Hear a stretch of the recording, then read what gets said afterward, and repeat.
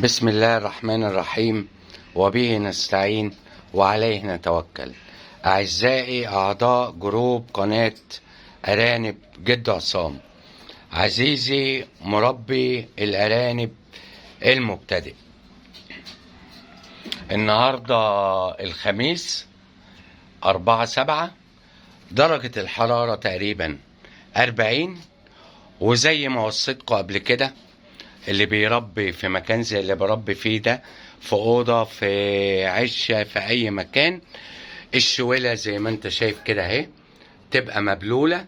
لو قادر تجيب فيتامين سي أو ليمون أو حاجة، يا ريت تنزل في المية. أنا عن نفسي السنة دي ما نزلتش لا فيتامين سي ولا أي حاجة، لأن لقيت العبوة بحوالي 900 جنيه، والجردل ده بياخد 20 لتر، يعني بياخد كمية كبيرة. فأنا بصراحة لا جبت فيتامين سي ولا جبت أي حاجة، ولكن بعتمد على إن الشويلة دي تبقى مبلولة بالمنظر ده، والأرانب بتبقى هادية، وزي ما أنت شايف كده حضرتك نايمة ومستريحة، مفيش أي مشاكل والحمد لله. في ناس كتير جدا جدا جدا اشتكت من موضوع السنة دي بالذات، عشان أول مرة نقابل الحرارة الشديدة دي، إن الأرانب الصغيرة بتموت، أو الأم بتموت لما بتيجي تولد، أو الكلام ده كله. طبعا أهم حاجة في الشغلانة دي يا جماعة المصداقية في الكلام. بالنسبة لي أنا مش عايز أقول باللي أنا بعمله دون إن العملية عندي برضو 100%، لا.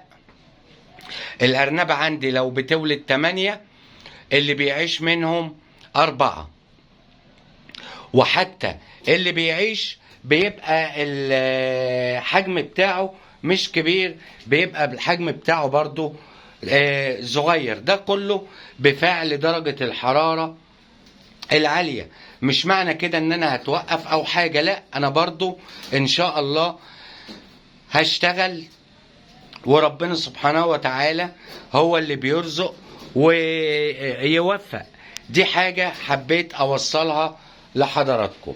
يبقى هنشتغل، مفيش اي مشكلة ولا اي حاجة. المشكلة ان الارنبة لو والدة 8، اللي بيعيش 4 بيعيش 3 كده، ادي احنا شغالين وخلاص. يعني هم 3 شهور يا جماعة اللي احنا يعتبر مضرورين فيهم، اللي هو شهر، هقول هبدأ 6 و7 و8، لأن الموسم بيبدأ من شهر 9، فنستحمل ال3 شهور دول بالطول ولا بالعرض، وبنشتغل فيهم على خفيف. ادي حضرتك زي ما انا قلت لك، الشوال بتاع بيت الولد بيبقى مبلول. ادي ارنبه مثلا والده بقالها اسبوع، كانت والده مثلا حوالي 8، ادي اللي متبقيين منهم 4 وكويسين. نفس الحكاية الأرنبة دي أنا اهي برضو، يعني كل والد في حدود 8 أو 7.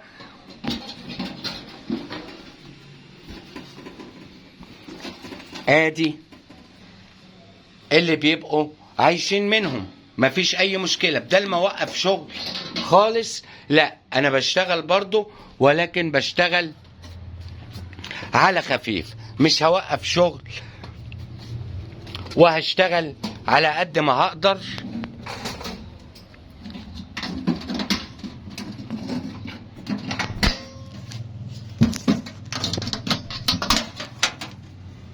ادي حضرتك دي برضو متبقي منها 4 اهم،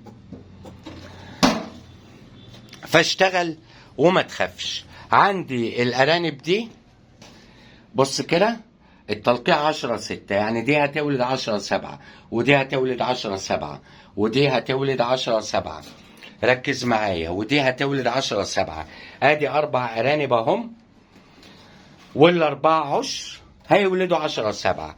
ان شاء الله هعمل فيديو جديد مجرد ما الارانب دي هتولد.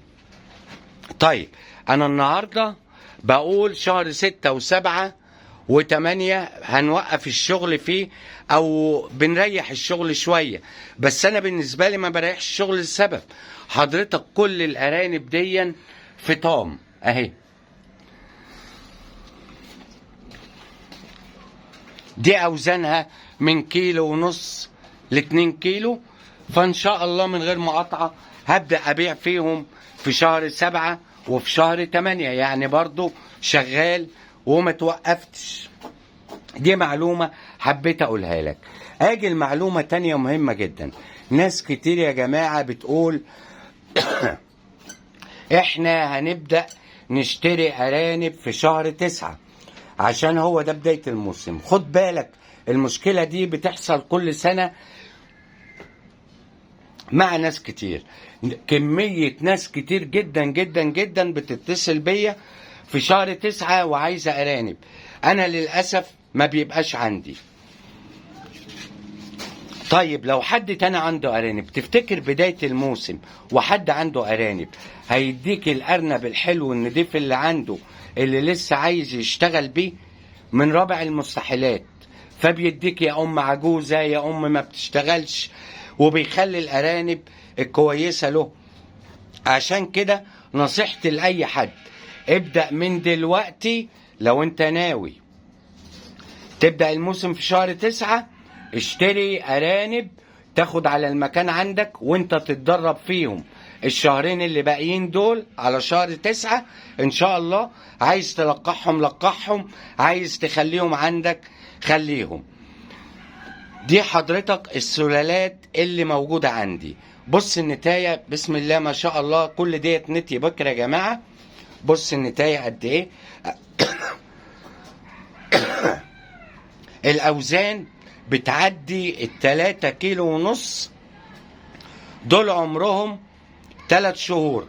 اتفرج على الجمال بتاعة الارانب البكر دي، حوالي 4 كيلو اهي. ارنبة بكر ما شاء الله عليها. اتفرج كده على النتاية والجمال بتاعها. هي دي الارانب اللي تبدأ تشتغل بيها الموسم بتاعك. ابدأ جهز نفسك من دلوقتي. كلها ارانب معدية 3.5 كيلو.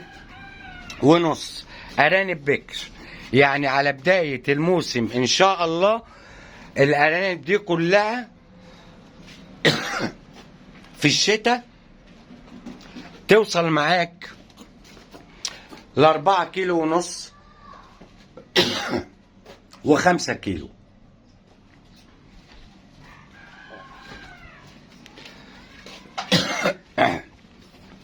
اشتغل وما تخافش وربنا يوفقك. والسلام عليكم ورحمة الله وبركاته.